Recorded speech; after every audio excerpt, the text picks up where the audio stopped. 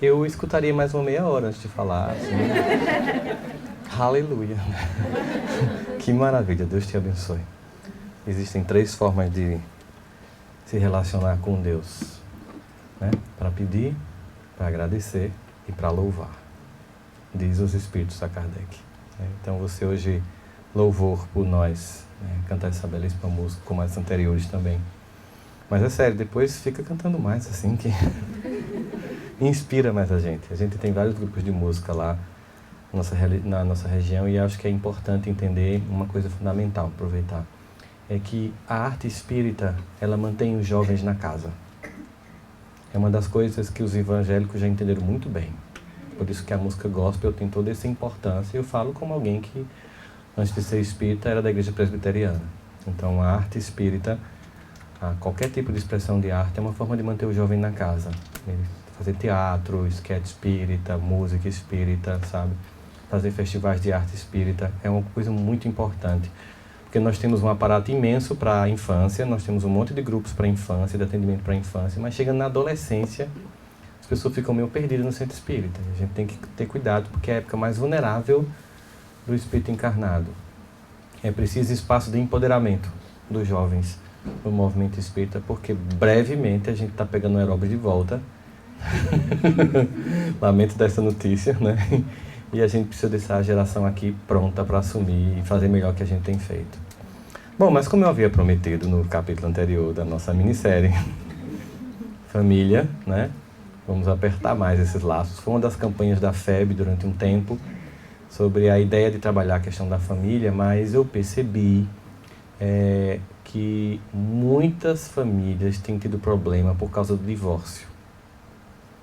E o divórcio tem várias causas. E é um pouco sobre isso que eu queria falar agora, certo? Primeiro eu queria dizer que, ao me referir aqui de família, o tempo inteiro é preciso que se compreenda que tanto faz ser uma família heteroafetiva como homoafetiva. E como eu vou me referir aqui ao masculino e ao feminino, eu não estou me referindo ao homem ou à mulher, mas ao psiquismo feminino e o psiquismo masculino. Porque tem casais héteros que o homem é que tem esse espaço mais do feminino e a mulher tem mais o espaço do masculino. Então a gente vai falar disso para que a gente possa entender basicamente as questões que desenvolvem o conflito. Nós sabemos que o projeto familiar é um projeto muito extenso e que exige de todos os envolvidos atenção. Nós estamos num momento da Terra em que a vulnerabilidade das pessoas aumentou gritantemente, especialmente porque também está muito claro que hoje nós temos uma liberdade sexual que nós não tínhamos no passado. Nós temos uma liberdade política que nós não tínhamos no passado. Nós temos liberdades individuais que nós não tínhamos no passado. Enfim, se você for observar, o avanço em termos de liberdades e de expressão do ser humano nunca foi tão grande e, ao mesmo tempo, nunca fomos tão depressivos, ansiosos e suicidas. Porque a sensação que se tem no primeiro momento é que a gente está muito como naquele jargão ou naquela ideia popular que tem no Brasil, que quem nunca come mel, quando come, se lambuza, né? Então é como se a gente estivesse experimentando tanta liberdade de forma tão desmedida que a gente tem perdido a medida do uso dessa liberdade. Então, um pouco para a gente refletir sobre isso a partir deste momento. A vida a dois, por si só, é um grande desafio, porque são duas pessoas que vêm de universos familiares bastante diferentes e que vão ali fazer um acordo para conviver e construir uma outra família baseada nesses dois modelos. Então, a primeira coisa que a gente tem que entender é que hoje em dia nós temos uma família que tem características diferentes das anteriores. Nós temos também muitas famílias chamadas monoparentais, que são as famílias que só uma pessoa cuida. Comumente, na separação, quem fica com os filhos é quem? A mãe e a mulher. É muito comum as mães chegarem para mim e dizer o seguinte: olha, eu sou a bruxa da história, porque o meu marido no final de semana pega o filho para levar para o shopping e eu sou aquela que diz: vai escovar os dentes, faça a tarefa, vá dormir, desliga o computador, desliga esse celular, volte para casa. E fica dizendo assim: esse menino não vai me amar. Eu digo muito pelo contrário. É exatamente quem dá limite que o filho ama. As pesquisas são inúmeras, eu não vou aqui citar porque não é uma defesa de dissertação. Mas é porque a gente percebe que todos os seres humanos eles precisam de uma orientação mínima e os pais, em conjunto, têm esse papel. Se há uma desarmonia entre esses pais, obviamente, você tem uma dificuldade de educar esses filhos. Os filhos, quando percebem que tem uma fissura na relação entre o pai e a mãe, eles têm uma tendência de tentar usufruir dos dois lados, tentar levar vantagem dos dois lados, porque é natural. E é preciso que os pais estejam atentos, porque às vezes a gente quer se vingar do cônjuge através do filho. E essa é uma das maiores tragédias que pode acontecer na educação. É quando você, na tentativa de se vingar daquele que largou você, você tenta destruir a imagem desse ser para o filho ou para a filha que você tem. E se esquece que a opção de ter filho com aquela pessoa foi sua e não dos filhos. E eles não têm a ver com esse conflito que é entre os adultos. E eles necessitam amar os dois, mesmo que vocês se odeiem.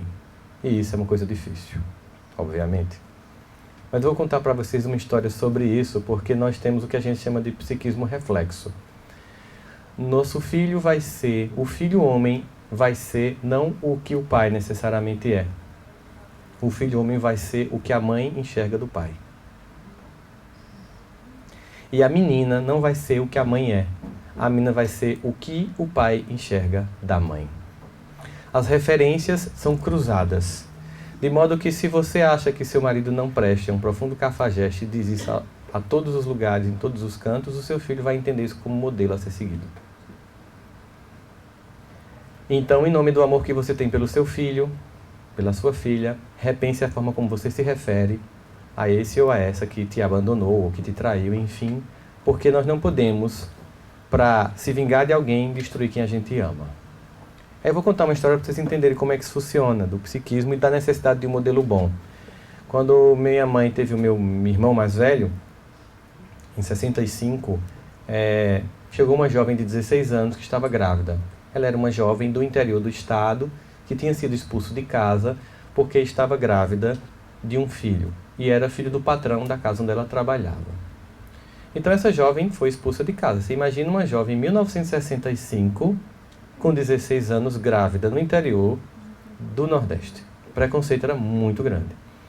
Minha mãe acolheu essa jovem e começou a dizer para ela que ela tinha que, apesar de ter passado por aquela dor tão grande, não falar para o filho mal do pai dele, porque ele iria ter esse pai como modelo. Aí ela disse assim, mas e como é que eu faço então? Eu faço o quê? Crio um pai na sua cabeça, crie uma história e um modelo para o seu filho para ele seguir. E sempre conta a mesma história e nunca deixe ninguém lhe contradizer nisso. Aí ela pensou e escolheu. Eu pensei o seguinte, eu vou dizer que o pai dele era advogado, que era um homem justo e bom, cumpridor dos deveres, mas que morreu de acidente. Por isso ele era um filho de um pai que havia morrido, mas que era um pai muito decente. E assim se processou a história dessa criança. Essa jovem, depois de algum tempo, ela foi morar fora, foi para São Paulo. E muitos anos depois, eu estava com minha mãe em São Paulo e nós encontramos essa senhora no shopping Iguatemi de São Paulo, que é um shopping bem caro. E elas se reconheceram, apesar do tempo que se passou, elas se reconheceram. E essa senhora, o nome dela Nazaré, estava usando uma bolsa Louis Vuitton, sem ser da 25 de março. E aí minha mãe fez, mas Nazaré, que coisa boa, como é que está a sua vida? Me conta do seu filho. Ela disse, eu não conto à senhora o que aconteceu. Lembra aquela história de dizer que ele tinha um pai justo e bom? Lembro. Pronto, eu vim morar aqui, sabe, na zona periférica, na zona leste de São Paulo, fiquei aqui em uma favela há muito tempo. E esse menino administrando a ideia de que queria ser como o pai. Você sabe, eu não tinha dinheiro para pagar uma escola particular para ele, coloquei na escola pública, ele fez um esforço descomunal, pessoal, e passou em Direito na USP. E aos 20 e poucos anos de idade, assim que terminou o curso, porque no passado não tinha que advogar primeiro para depois fazer concurso para juiz, você podia terminar o curso e imediatamente fazer um concurso para juiz. Ele passou no concurso de juiz federal, que é o mesmo do Sérgio Moro.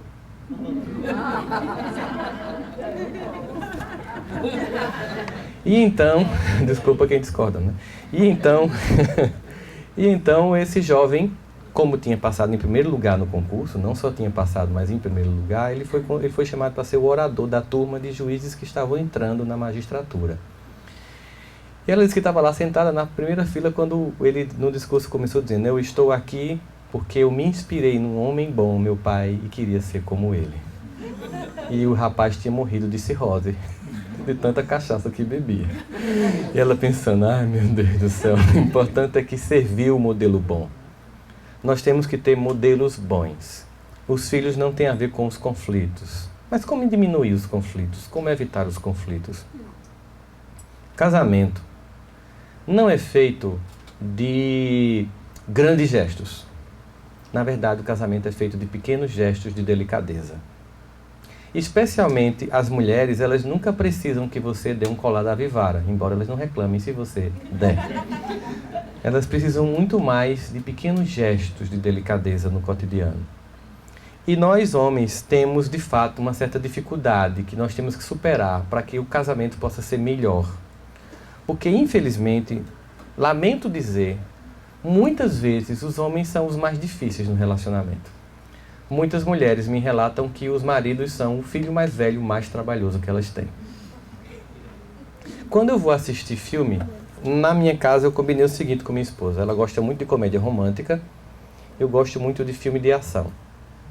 E a gente combinou que a gente assistiria um filme de comédia romântica e um filme de ação. E como vocês sabem, termina que eu assisto 10 comédias românticas para ela assistir um filme de ação. Aí como eu vou assistir comédia romântica e eu sou psicólogo, então é muito previsível tudo que vai acontecer num filme. Até nem tem que ser psicólogo para ser previsto o que vai acontecer na comédia romântica. No final, um beijo no Central Park com a música de Enya tocando All in Time, né? Alguma coisa do tipo.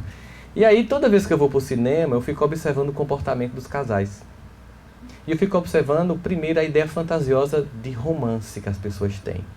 De achar que um casamento é um lugar em que todo mundo está sempre bem, sempre disponível, sempre sorridente, sempre compreensível, sempre doce, sempre imaginando uma forma de agradar o outro e de surpreender. E geralmente, quando tem alguma cena de surpresa, eu vejo assim: tu nem faz isso, ó. Tu nunca fez isso comigo. E eu observei que essas queixas eram assim, 90% das mulheres em relação aos homens. Depois eu comecei a observar nos romances espíritas uma coisa preocupante e estranha. Assim que desencarna, as mulheres vão para o plano espiritual superior e os homens descem para os umbrais. E ela ainda vai lá lhe resgatar com um sorriso. Vim te pegar, criatura atrasada. Vem, segue a luz, irmão. A gente vê isso com Lívia e Plúbio Lentos. A gente vê que a mãe de André Luiz sobe além de nosso lar e ele vai com o pai lá para os umbrais da vida. Aí eu comecei a me preocupar com a condição do masculino na encarnação. Então essa queixa é muito comum, porque a visão de mundo de um e do outro é muito diferente. E os casais muitas vezes se abandonam no casamento, tornando a vida a dois vulnerável, porque lá fora os gaviões e as gaviões da Fiel estão só esperando você vacilar, né, para cair em cima. Hoje em dia não precisa ter um anel desse para afastar ninguém, muito pelo contrário, parece que é o contrário, atrai. Eu cheguei à conclusão de que um anel é como se fosse um selo de qualidade, né? Tipo, produto apto para o consumo. E aí as pessoas pensam, se alguém quis, deve ser bom. Parece que divulga, né? Piora o negócio. Antigamente, né? E quando você está só, você fica carente. Parece que você emana essa carência. E quanto mais você quer gente, mais o povo se afasta. E quando você está bem, parece que todo mundo quer estar perto. Enfim, esse jogo no campo do afeto, nesse momento de transição planetária, ele ganha conotações mais tensas e mais difíceis. O que exige de nós redobrada vigilância. Especialmente num momento muito importante da família, que é o Evangelho no lar.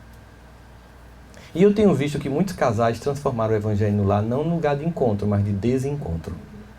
A pessoa abre ali Pão Nosso, aí já faz assim.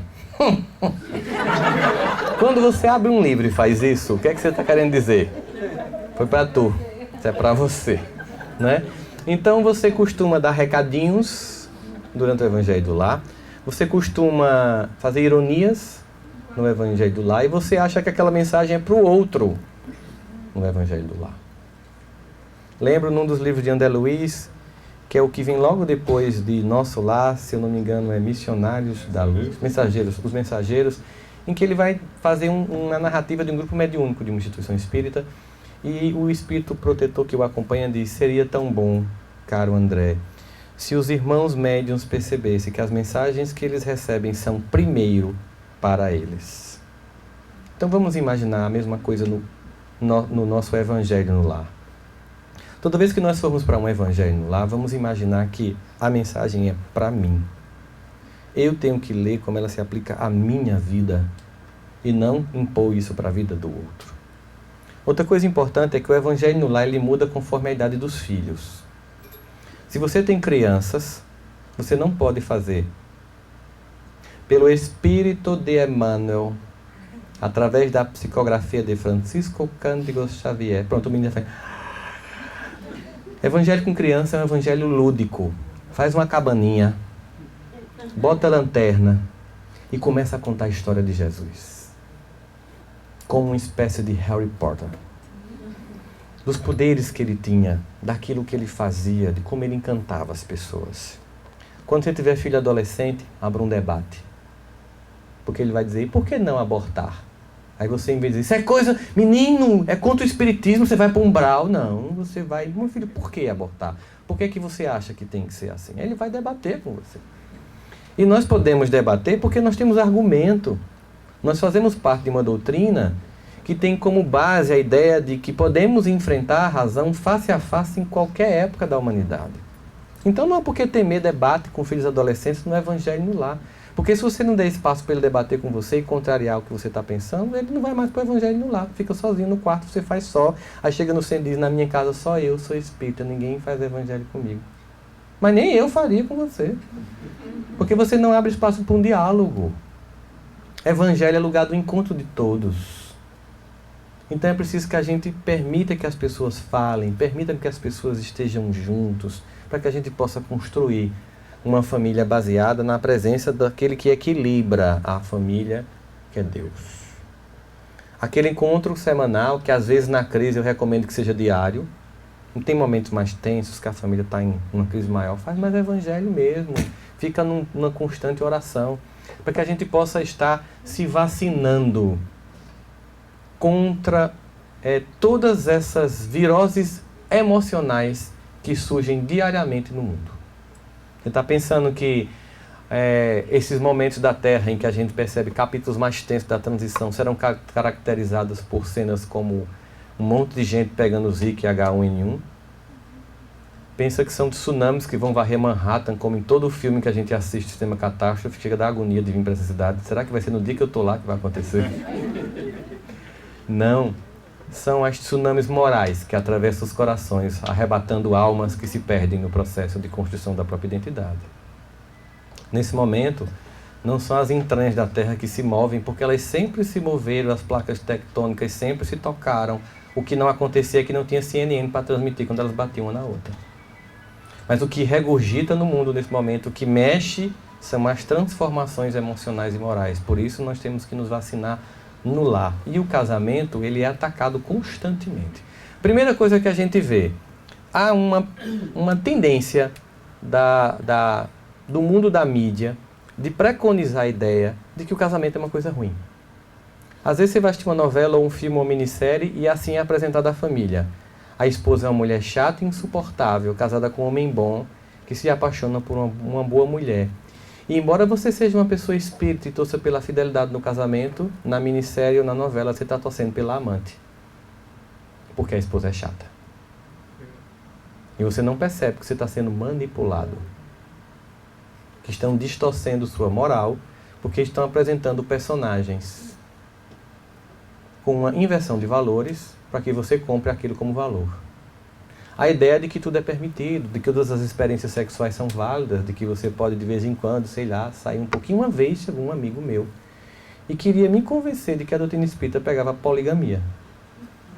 Juro a vocês. Aí eu deixei ele falar e olhei assim para ele: olha só, se você é um cara sacana e traidor, seja, e arque com as consequências disso. Agora não vá fazer o que você está fazendo, distorcer e dizer que a doutrina espírita defende isso, que ela não defende.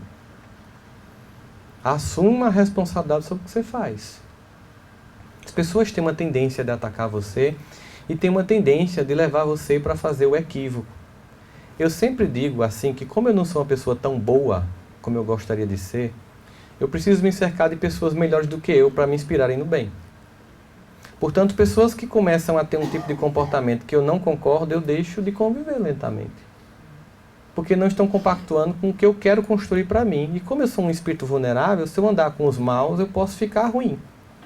Já não sou essas coisas. Então você tem que tentar se inspirar e ficar junto dos bons. Uma vez, para a gente ver essa questão da pressão, por se equivocar, teve uma música no Brasil que eu não sei se vocês ouviram aqui, chegou aqui, ou alguém trouxe, que era a história de um homem que chegava pro outro e dizia: ei, tu quer beber? Aí o cara fazia: não, eu não vou não. Aí o cara começava a ironizar: vou não, posso não, quero não, minha mulher não deixa não, não vou não, posso não, vou não, quero não, posso não, minha mulher não deixa não, não vou não, quero não. E todo mundo no Brasil começou a escutar essa música, curtir. Mas essa música, a ideia é o seguinte, que a mulher que dá um bom conselho é uma manipuladora e o cara que segue é um idiota.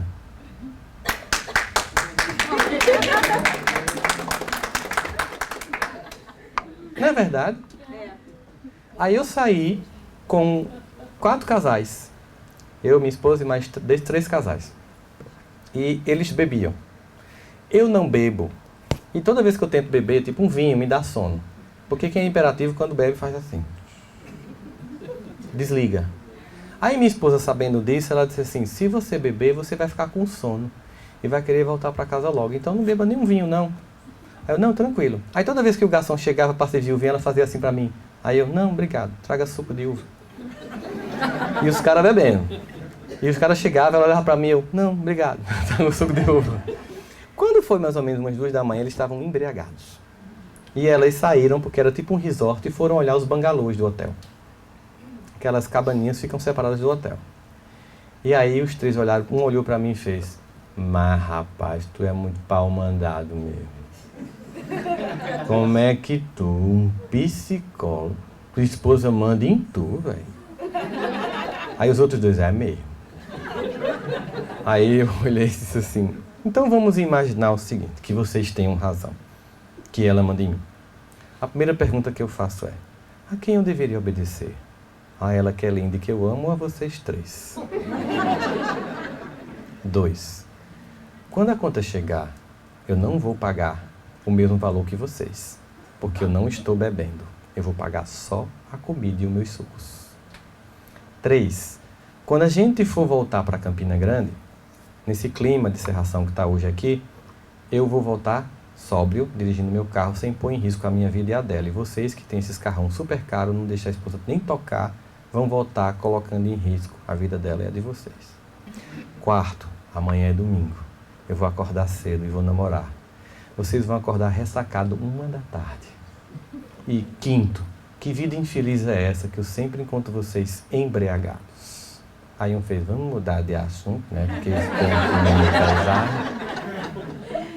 A ideia de que eu era um otário porque minha esposa estava pedindo para eu não beber. Aquele homem que não obedece, aquele homem que obedece a esposa é um idiota. Acontece que tem uma coisa que as mulheres têm, chamada intuição.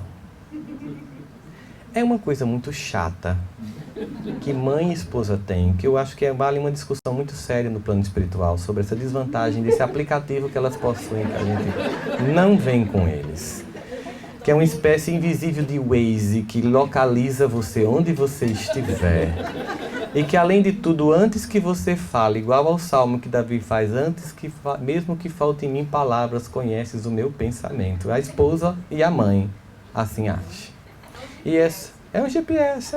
E essa intuição feminina, ela é algo que, se o homem entender como não que vai lhe manipular, mas como que vai agregar valor ao casamento, tudo melhora profundamente. É incrível, toda vez que minha esposa faz alguma proposta, mesmo a mais besta, quando eu não sigo, dá errado. Parece mãe, né, que joga a praga, assim você faz. É uma praga, não é uma praga, é uma previsão. É quase uma médium. Toda mulher tem quase uma mediunidade. Então, ao observar esses componentes, também observar o fato de que no casamento são seres humanos que vêm com psiquismos diferentes. Eu vou falar de psiquismo para a gente entender o psiquismo masculino e feminino, independente de ser um casal hétero ou homoafetivo. O psiquismo feminino, ele tem necessidades e perspectivas diferentes do psiquismo masculino. Vamos dar um exemplo disso. Você sai de casa e encontra com a melhor amiga da sua esposa no centro da cidade. Lá, ali onde a gente foi lá, como é o... aquela que a gente foi lá da escadinha, que esqueci o nome. Na Times Square. Você encontra lá a melhor amiga da sua esposa na Times Square. Aí você chega em casa e esse encontro para um homem não tem a menor importância. Logo ele não fala que encontrou com sua melhor amiga. Mas ela encontra com você depois e diz assim: eu encontrei com teu marido ontem, ele te disse? E aí você já responde assim: não. Dá para entender que esse não inclui um fantástico mundo de Bob operando que nada aconteceu. E ela chega em casa e faz assim: você encontrou com fulana ontem, foi? Aí a pessoa faz: foi, encontrei. E por que você não me disse nada? Encontrei com um monte de gente ontem, inclusive com ela. Aí vem a pergunta fatal para o homem responder, que ele não consegue. Como ela estava? Em pé. Porque mulher gosta de detalhes, né?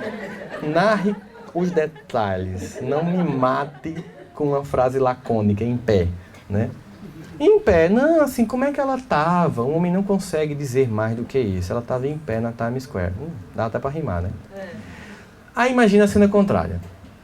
A sua mulher encontra com seu melhor amigo na Times Square. Ela chega em casa e faz: você não sabe com quem foi que eu encontrei.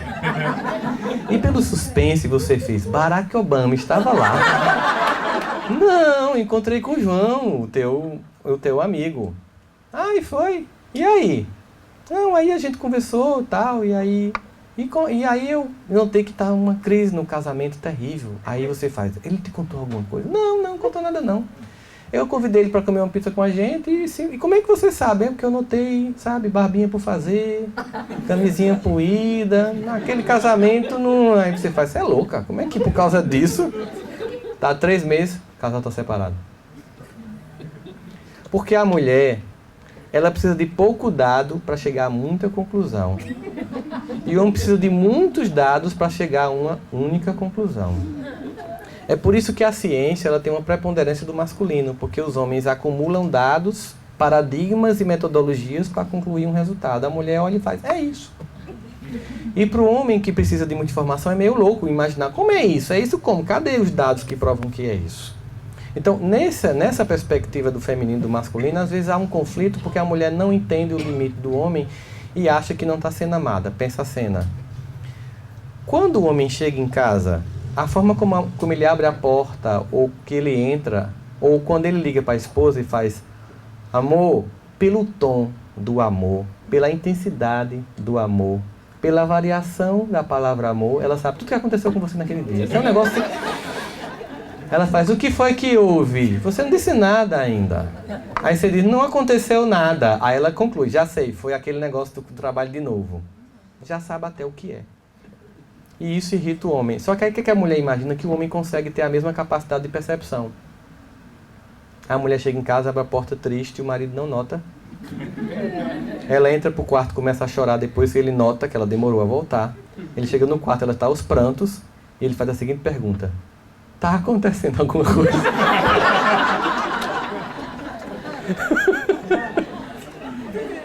É óbvio que tá acontecendo alguma coisa. Aí ela faz: não, tá bem. Aí ele faz: tá bom, se precisar de mim, você Incrível! Quando eu me casei, eu comecei a perceber umas coisas engraçadas. Por exemplo, eu chegava do trabalho em casa: oi mãe, boa noite e tal, tô indo pro meu quarto. Beleza. Aí quando eu me casei, não rolava mais isso não. Porque eu demorei a perceber que a minha esposa não tem necessidade nenhuma de palestrante espírita em casa. Ela precisa de marido. Ela precisa de um homem que cuide, que mate barata, que coloque a garrafa de água mineral de 20 litros, que resolva coisas bem claras e cumpra um papel que é um papel do marido. Ela não precisa que eu seja um expositor espírita. Marido não precisa de expositora nem de médium em casa. Precisa de esposa. Às vezes a gente deixa de cuidar um do outro. A relação vai se distanciando. E quando pensa que não, está lá você num atendimento fraterno, a pessoa está lá separada, morrendo de chorar, você atendendo a pessoa, quando pensa que não, começa o envolvimento. E lá em cima, eles planejando destruir o ambiente do centro espírita, colocando pontes de sedução, provocando um monte de contra-seduções para destruir o grupo espírita. Isso acontece muito, porque você está em vigilante. Muito mais você faz em casa. O seu grande e principal ambiente de cumprir sua tarefa no planeta é o seu lar. E aqui a gente vê quando Emmanuel, no livro Família, diz o seguinte: quem não auxilia alguns, não se acha habilitado ao socorro de muitos. Se eu não consigo salvar minha família, como é que eu vou salvar as pessoas do centro espírita? Se eu não consigo cuidar da minha esposa, do meu esposo, dos meus filhos, como é que eu vou cuidar dos outros que chegam? Aí tem a obsessão espírita. A pessoa se enche de atividade na casa espírita para fugir do lar, deixando o lar cada vez mais vulnerável. E não é esse o papel. É preciso que a gente esteja junto e a gente cuide um do outro. Uma vez chegou uma amiga minha, disse assim: fulano, tal, ele já está dormindo no quarto das crianças, me ajuda, me dá uma luz, tal. Aí eu perguntei uma coisa, ela ficou muito irritada. Eu sei que as mulheres daqui também vão ficar irritadas quando eu falar. Aí eu fiz: qual foi a última vez que você fez o prato que ele mais gosta? Ela fez: como assim? Eu sou médica. Eu digo: sim, mas em casa você é esposa. Então, veja só, se você não cumpre o seu papel, vai distanciando o casamento. E ele não tem que fazer o dele? Não tem, ele tem que fazer o dele. Se ele tivesse aqui, eu estava cobrando dele. Quando eu digo que fui fazer o prato do seu marido predileto, não é toda vez não. É uma vez ou outra você pensar num gesto. Qual foi a última vez que você chegou para sua esposa e você está arrasando? Poxa vida, que mulher linda essa que eu casei. Pode ter certeza que uma frase dessa, dita no momento, sem que ela espere, vale mais do que uma joia da Vivara. Porque ela quer que você sempre olhe para ela com desejo. Quando a gente encarna num planeta que tem certas ordens. E para um casamento acontecer, ele precisa de 3 componentes para chegar ao amor: respeito, admiração e desejo. Por que eu tenho que ter os 3? Porque eles entram em crise. Se eu só tiver um, quando ele entrar em crise, o casamento foi. As celebridades que a gente vê na mídia, elas costumam casar apaixonadas. A base é apenas do desejo. Quando a paixão acaba e o desejo vai junto, elas se separam. Só que elas têm muito dinheiro, elas podem viver se separando, tá, gente? Nós não. Então vamos ter muita calma nessa hora, porque não é bem assim. E o que é a paixão? Quando nós estamos apaixonados, há uma inflação das atividades dos lóbulos e da amígdala cerebral, e há uma diminuição da atividade do córtex, que é racional. Traduzindo neuroquimicamente falando, nós temos uma tendência de ver tudo muito bonito e de não ter razão para enxergar o outro. Mas graças a Deus, esse estado dura no máximo de 7 meses a 2 anos. Então a paixão é um estado de leseira psicológica que dura de 7 meses a 2 anos, que é uma estratégia que se usa para que a gente se atraia pelo outro. Se ao chegar naquele outro, além da atração física, eu conseguir desenvolver respeito e admiração, eu tenho os 3, eu tenho o amor. Porque de vez em quando a admiração cai, mas eu respeito e eu desejo. De vez em quando é o respeito que cai, mas eu admiro e desejo. De vez em quando é o desejo que cai, mas eu respeito e admiro. E essa oscilação implica dizer que eu preciso dos 3, mas aí o desejo é o que faz eu sair de casa para casar. Eu caso por causa do desejo. Sem desejo você fica com mamãe, é muito melhor. Por que sair de casa? Mamãe não cobra nada, né? Mamãe é ótima. Mamãe não cobra atenção, mamãe faz tudo o que você quer, né? A esposa é diferente da mãe. Nós não somos, para nossos cônjuges, pai e mãe. Não são papéis que podem ser trocados. Nós podemos temporariamente ocupar o papel de cuidador do outro quando ele está mal. Mas imediatamente quando ele se recupera, vamos voltar ao papel de sermos marido e mulher do outro, dando espaço para o desejo e para o cuidar-se um do outro. As pessoas casam e se descuidam fisicamente. Elas pensam assim: não, mas eu sou um espírito muito bom. No dia que o espírito atrair pessoas sexualmente, vocês me falem. Nós temos que nos cuidar. Nós temos que cuidar da aparência física porque nós causamos por causa do desejo. Enquanto a gente puder manter o desejo aceso, a gente tem que manter, porque senão o casamento fica vulnerável. Aí você, não, mas eu faço tanto trabalho do bem que os espíritos vão me ajudar. Vão não. Vão não é tarefa deles não. Esse compromisso é nosso. Uma vez chegou uma senhora para mim e disse assim: meu marido não me procura mais. Essa frase é interessante, porque você fica imaginando que é uma casa tão grande que a pessoa perdeu a outra lá e não acha, né? Meu marido não me procura mais e assim, um homem ruim, não me procura mais, faz mais de 2 anos. Eu fiz, vamos fazer o seguinte, eu queria chocar ela, porque eu achei que ela não voltaria mais para terapia.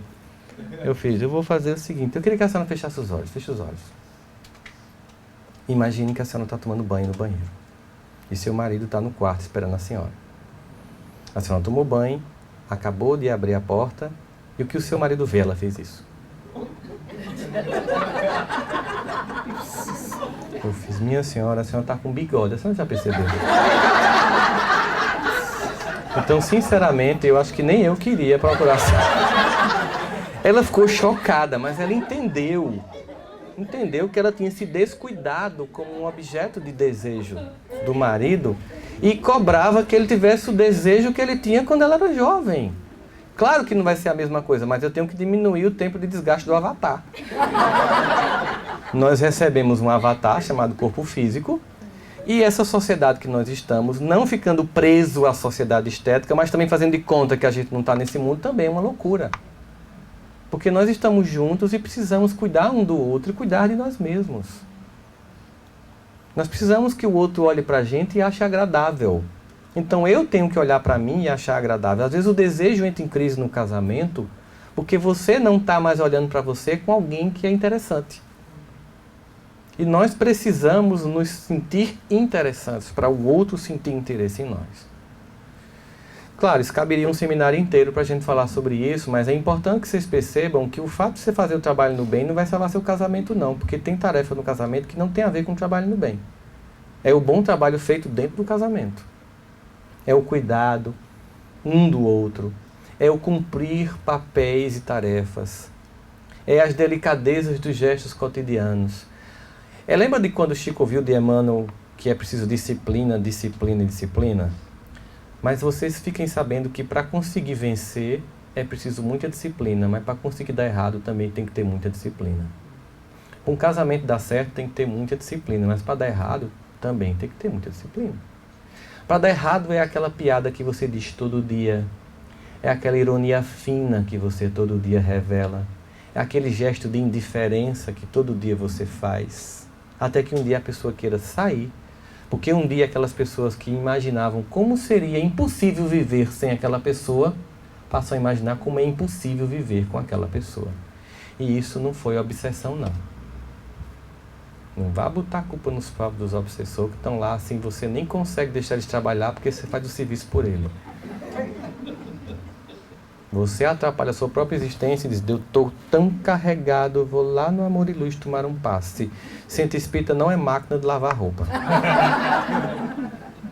Essa noção de Jesus detergente não é espírita. Você peca, ele limpa, você peca, ele limpa, você peca, ele limpa. Não. Nós temos responsabilidades. Se você for olhar a obra espírita, ela é uma obra de responsabilização pessoal. Por isso que as pessoas preferem religiões salvacionistas. Eu levanto a mão, aceito certos dogmas e está tudo resolvido. Aqui não. Eu levanto a mão e mãos à obra. Eu levanto a mão e mudo minha vida. Eu levanto a mão e faço reforma íntima. Eu levanto a mão e salvo meu casamento. Eu levanto a mão e salvo minha família e meu filho. Porque ninguém vai fazer isso por mim. Exemplos, para ficar bem claro.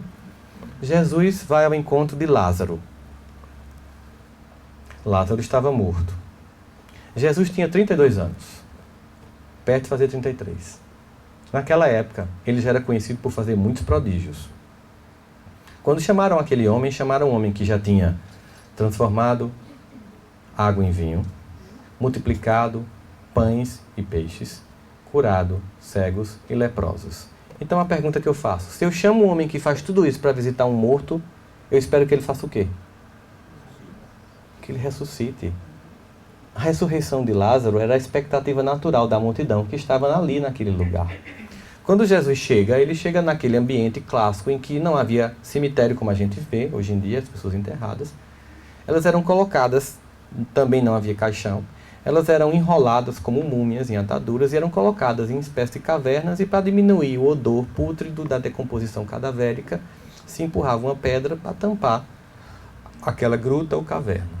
Jesus chega nesse cenário, aquela multidão todinha ao redor, esperando aquele homem que já era uma celebridade da Judéia, chegando naquele ambiente para fazer mais um prodígio. A expectativa da ressurreição era provavelmente muito natural.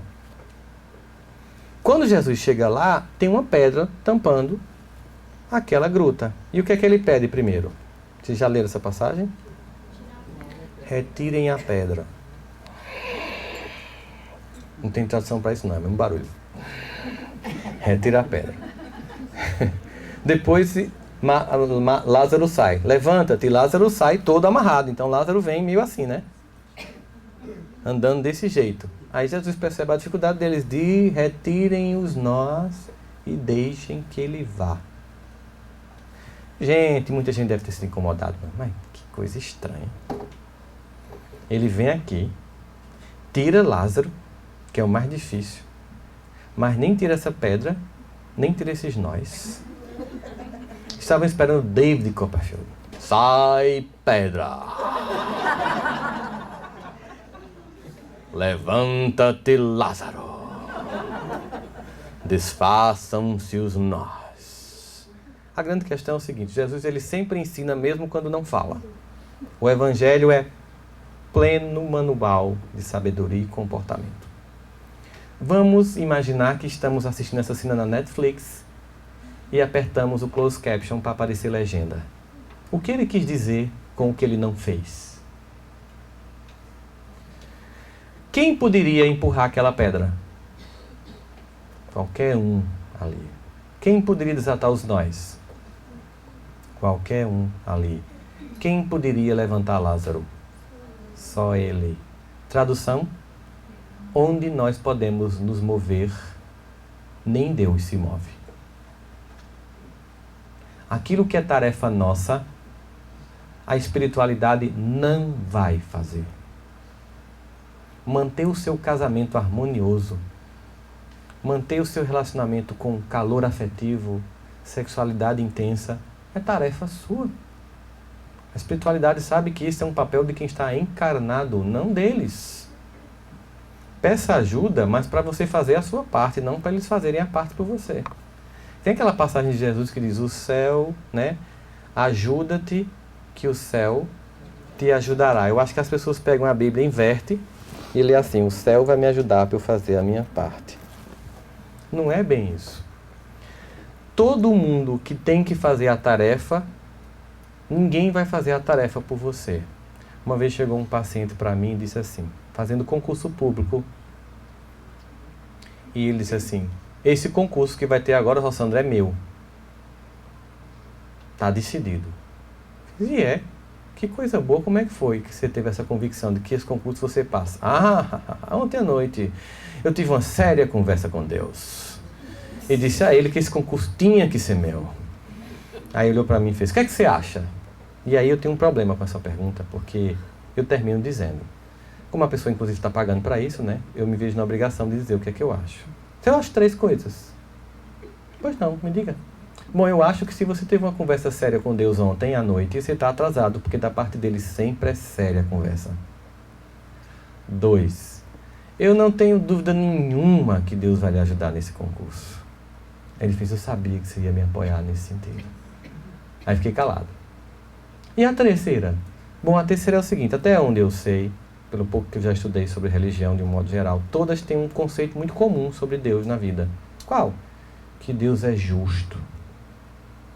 É verdade, Deus é justo. Sabe o que significa dizer isso? Não. Que todo mundo que vai fazer o concurso vai receber a mesma ajuda de Deus. Logo, sabe quem vai passar? Ele fez: quem estudou mais, né? Eu disse: exatamente. Deus não vai fazer a prova por você. Eu um dia cheguei em casa, gente, olha só, as pessoas dizem que espírito é uma criatura estranha, né? E um dia eu cheguei em casa e tinha um e-mail, e tinha um inbox no Facebook assim: Rossandro, eu sei que você é espírita. E aí veja só como eu não acredito nos espíritos. Porque eu fui fazer uma prova e não tinha estudado. E aí eu invoquei Chico Xavier.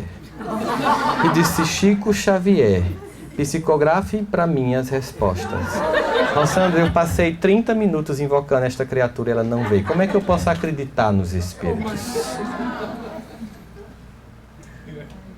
Eu não vou dizer a resposta que eu dei para ela, para vocês. Mas veja que infantilidade as pessoas têm. Não é tarefa dos outros cuidar da minha família. Eu posso buscar ajuda? Posso. Eu posso buscar inspiração? Posso. Uma vez ligou uma senhora para mim, assim: Rossandro, que quando dá agonia, o espírita serve, né? Quando tá mal, aí vem para você. Eu sei que você é espírita, me ajuda, meu marido vai ter feito um louco aqui em casa. Ele está derrubando as coisas, me ajude, pelo amor de Deus. Tem alguém que possa fazer uma oração. Ela estava tão angustiada, que eu liguei para uma senhora lá de Campina Grande, tem uma mediunidade daquelas impressionantes. Sabe daquelas que você fica chocado? Liguei: dona fulana, eu estou aqui com uma senhora que está com um problema em casa, o marido está muito angustiado, ela está ainda mais angustiada, ele está meio quebrando as coisas e tal. Ela está pedindo uma ajuda, eu não sabia o que fazer, estou ligando para a senhora. Ela: mas eu vou lhe ajudar, meu filho. Peraí, eu vou me concentrar aqui. Aí fez: olha, ele está no quarto do casal. Aí eu disse: ele está no quarto de vocês? Tá. Aí ela disse: pois é, os espíritos não entram no quarto do casal. Ele tem que sair para poder saber o que está acontecendo.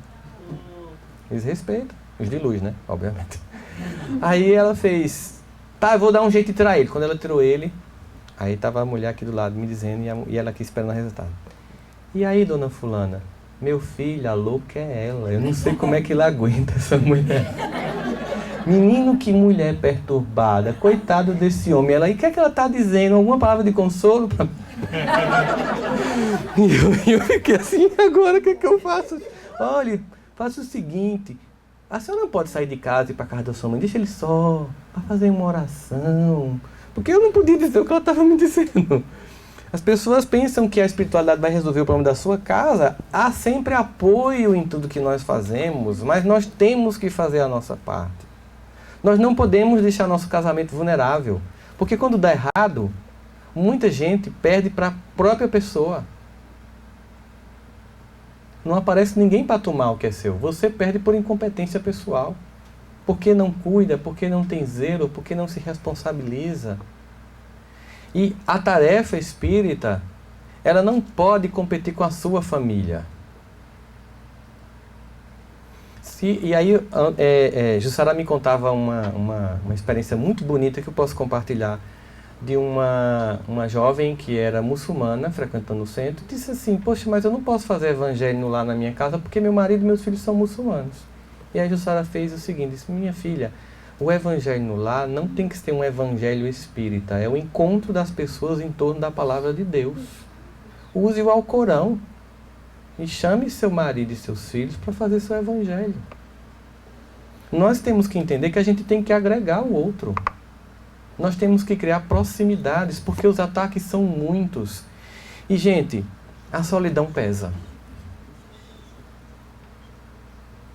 A solidão pesa.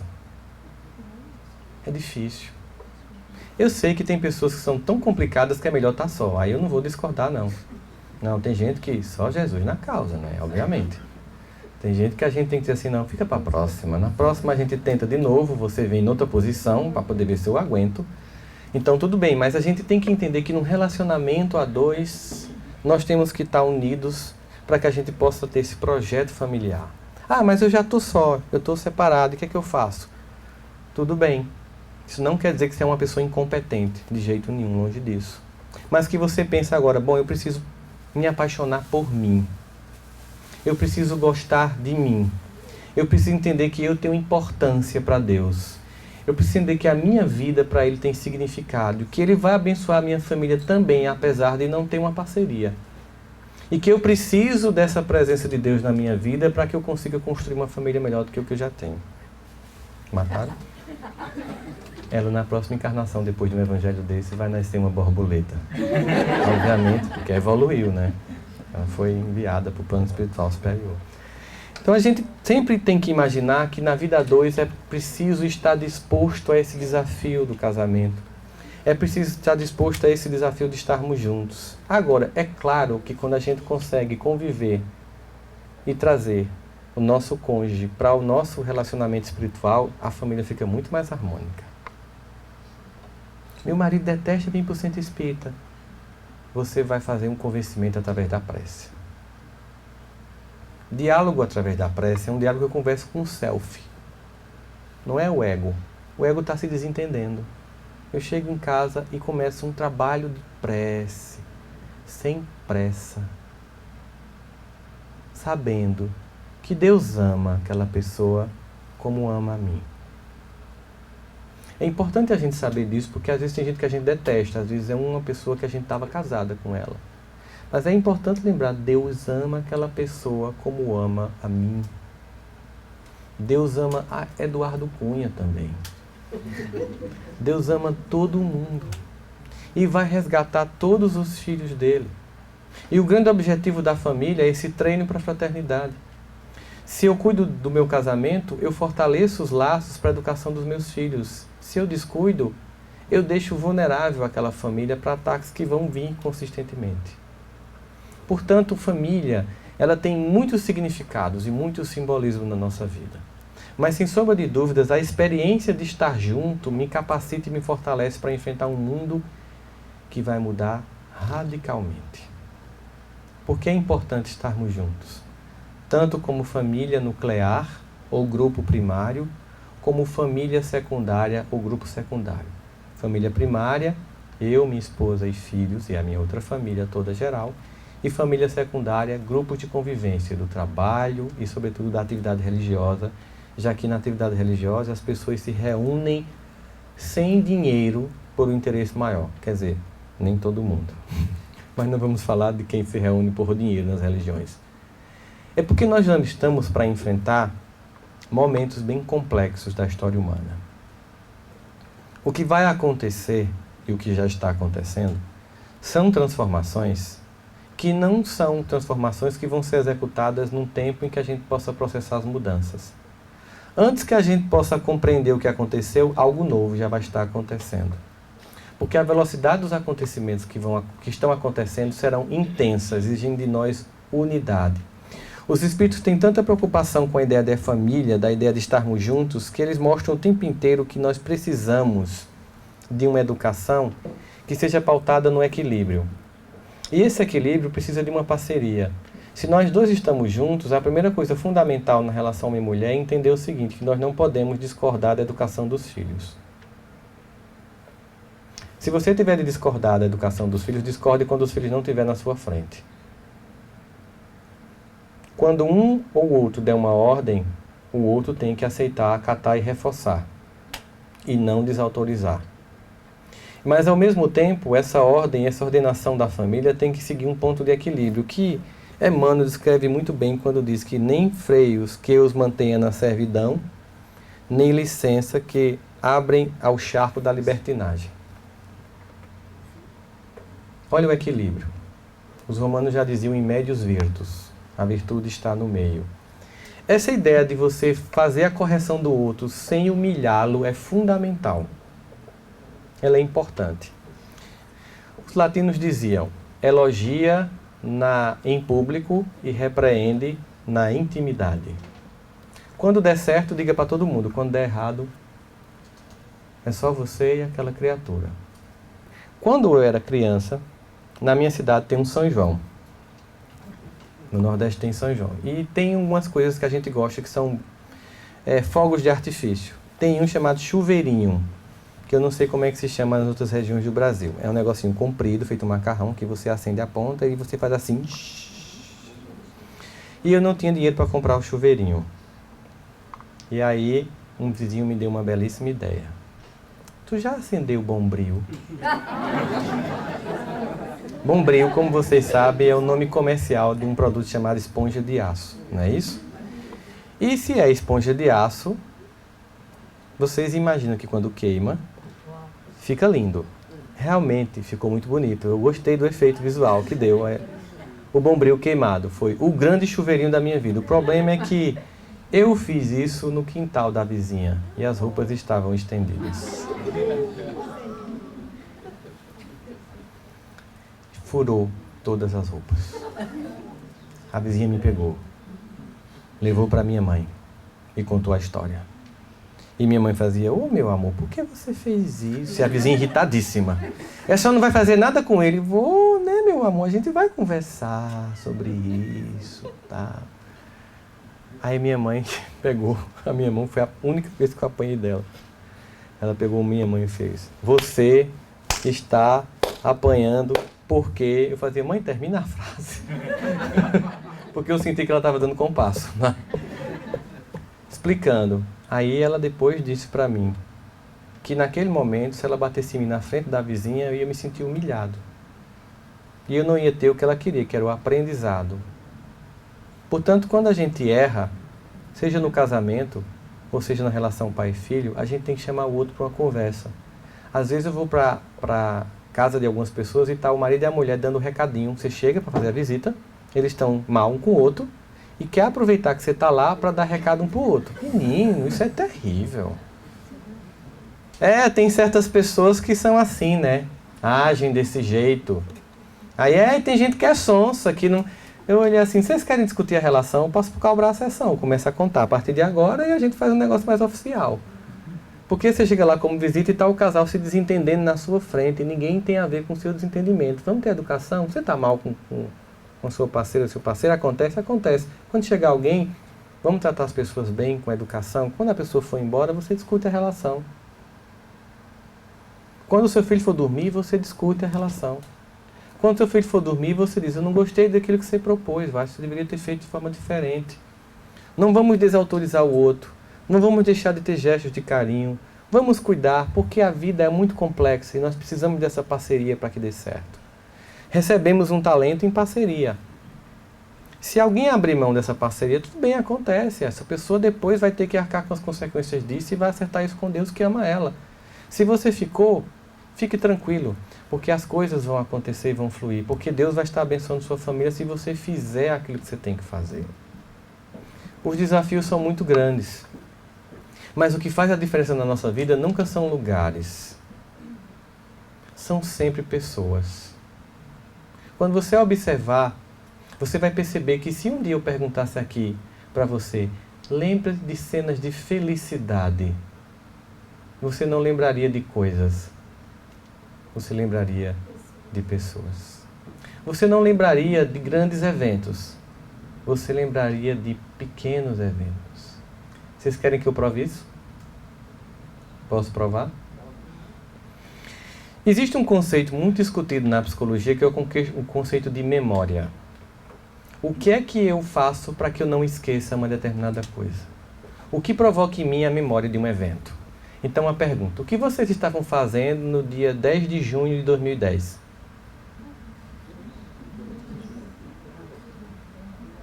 Alguém lembra? No dia 1º de agosto de 2000.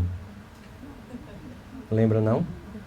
No dia 11 de setembro de 2001. Lembra? Vocês lembram o que vocês estavam fazendo no dia 12 de setembro de 2001? Ou no dia 10 de setembro de 2001? Mas aí não vale. Fica na tua, calada. Não estraga. Brincadeira. Daqueles atuando porque aconteceu o atentado. Exatamente. Mas, por exemplo, você lembra o que você estava fazendo no dia... Não, ela não lembra mais, não, esqueceu. Valeu, obrigado, a gente combinou legal, ficou ótimo. Por que a gente lembra deste dia? E eu nem estava aqui, eu vi pela televisão. Como muitos de nós, ao vivo. Inclusive o segundo avião eu pensei que era replay, mas não, era o avião chegando. Por que a gente lembra desse dia? Porque tem uma forte emoção nesse dia. A sociedade que a gente vive, ela vive numa tentativa de esvaziamento da nossa identidade. Ela diz que a gente é incapaz, que a gente é feio, que a gente é burro, que a gente não veste o número certo, que a gente não tem a cor do cabelo certo, que a gente não tem a altura certa, que a gente não tem o olho certo, dando uma sensação de profunda inferioridade. Para nos fazer comprar Essas sociedades selecionam pessoas esteticamente privilegiadas que fazem propagandas, filmes, minisséries e novelas e que a gente vê todos os dias em outdoors, em revistas, em propagandas, em redes sociais, que são o retrato do que nós não somos, dando uma sensação de esvaziamento.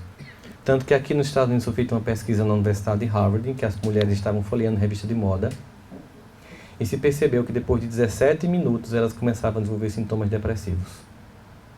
Porque a revista de moda era assim, eu não tenho esta boca, eu não tenho este cabelo, eu não tenho esta barriga depois de 3 meninos.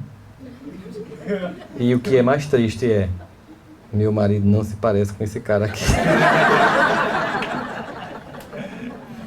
Dá depressão. Popular no Rio, tanta depressão. É um sentimento de esvaziamento. Por isso que muitas vezes você vai comprar coisas nas farmácias, no supermercado, e tem um monte de revista em cima, vocês já perceberam? E chocolate embaixo. A revista mostra que você não é, deprime, e você come o chocolate para se compensar. E fica ainda mais distante do padrão que a revista mostra. É uma ironia da televisão. Mas acontece o seguinte, baseado na ideia de que a memória da gente ela acontece pelo que é importante, nós deveríamos então entender que nós somos completamente reféns da mídia. O que é que vocês acham? Será que existe em nós um lado capaz de saber o que de fato é verdadeiro e o que é mentira? E que por mais que tentem nos enganar, no fundo, nós sabemos o que é essencial? Sim ou não? Sim. Então vamos provar que isso é possível. Segundo essa concepção de que memória significa aquilo que tem impacto afetivo, e nós lembramos o que aconteceu no dia 11 de setembro de 2001 pelo impacto afetivo daquela cena, e que as celebridades são pessoas com as quais nós convivemos mais do que nossos parentes, porque todo dia a gente vê celebridade e nem sempre vê nossos pais, nossos avós. Significaria dizer que eles estão tão presentes pela propaganda repetitiva que nós lembraríamos deles sob qualquer circunstância. Concordam comigo? Então vocês vão me responder. Me digam os 3 últimos ganhadores do Oscar do melhor ator. Tirando Leonardo DiCaprio, que foi o último. Não vale. Melhor atriz. Os 3 últimos ganhadores do Nobel da Paz. De literatura. Do Pulitzer. Ninguém lembra. Os 3 últimos filmes ganharam o Oscar de melhor filme. Ninguém lembra. Tem uma coisa estranha. Vocês estão sentindo uma coisa estranha? Olha que coisa. Tudo isso que eu estou perguntando foi divulgado maciçamente. Essas pessoas foram premiadas, elas foram fotografadas, as roupas foram copiadas. E ninguém lembra. Sabe por quê? Porque isso não tem a menor importância. Porque é uma grande piada da ilusão de um mundo material. Mas nós temos dentro de nós escrito o quê? Onde está escrita a lei de Deus? A nossa consciência, no fundo, escapa das armadilhas e sabe o que é essencial. E aí, se vocês não lembram dessas pessoas que têm grande divulgação na mídia, fechem os olhos, por favor. Vamos fechar os olhos. Eu queria que agora, nesses momentos finais desta tarde, que você lembrasse dos momentos mais difíceis pelos quais você passou nesta encarnação. Nos dias mais dolorosos. Aqueles dias em que você achou que você não suportaria. Em que você pensou, não tem saída. Não tem como eu suportar isso. Rememore os detalhes. A angústia que tomou conta do seu coração. Um sentimento de que dali você não passava. E eu queria que você lembrasse agora quem estava do seu lado. Quais foram as pessoas que, imperfeitas, mas estavam lá do seu lado? Quais foram as pessoas que te ajudaram a ultrapassar isso tudo? Eu sei que algumas dessas pessoas podem nem estar mais aqui encarnadas. Mas sem elas, tudo seria muito mais difícil. Podem abrir os olhos. Essas pessoas aparecem na TV. nos jornais. Vocês esqueceram delas? Nunca. Isso é família. São as pessoas que fazem a vida valer a pena. São os anjos que Deus manda para fazer a nossa vida mais leve. São pais e mães e avós e tios e tias que abrem a picada antes da gente chegar para tudo ficar mais fácil. São pessoas imperfeitas, têm medo, têm defeito, gritam, são abusadas, mas amam, querem melhorar, querem crescer, querem ultrapassar, querem vencer e contam com a gente. Não são a mãe do vizinho, não é o pai do vizinho, não é o irmão do vizinho, não é o marido da vizinha. É aquilo que você precisa para ser feliz.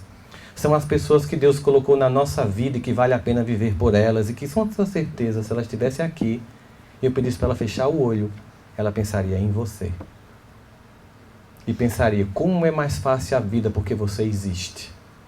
Portanto, no fundo, apesar de toda essa palhaçada que a mídia provoca, nos dando uma sensação de que somos freios, fracos e vazios, as pessoas mais importantes já estão do nosso lado e nós já somos felizes. E isso se chama família. Sem fantasias, sem ingenuidade. Só nos cabe todo dia o único sentimento digno de se relacionar com Deus. Gratidão. Todos os dias, nós só temos, em direção a esse Pai, a gratidão imensa. Por tudo que foi feito de investimento em nós. Quanto amor foi depositado antes que a gente aqui chegasse. Quanta dor foi evitada. Quantas pessoas sofreram por nós para que a nossa vida ficasse mais fácil. Essas pessoas que vocês jamais vão esquecer, que a memória jamais vai apagar. Pode ser que um dia ela tenha Alzheimer e não saiba quem é você, como acontecia com meu avô. E eu perguntava para ele, vô, o senhor sabe quem eu sou? Como ele era muito educado, ele não sabia quem eu era, ele fazia, não sei quem é você, mas eu sei que você é um rapaz muito bom. Porque ele via que quem estava cuidando era eu. E eu limpei, e eu cuidei, porque ele amou e porque ele cuidou. Ele era imperfeito como eu sou imperfeito, porque só Deus é perfeito. Mas é o amor pelos imperfeitos que nos torna candidatos à perfectibilidade. É estarmos juntos nessa caminhada, com essas pessoas que fazem a diferença na nossa vida, que nós jamais vamos esquecer. E eu queria então pedir uma coisa para vocês. Quando chegar em casa, se puder, ligue ou abrace essas pessoas que você lembrou hoje aqui. E se elas não estiverem aqui, faça como eu faço com minha mãe. Remita o sinal de gratidão para o meu pai, para todas as pessoas. Muito obrigado por ter tornado a minha vida mais feliz. E seria muito difícil sem vocês. E para vocês, muito obrigado. Muita paz.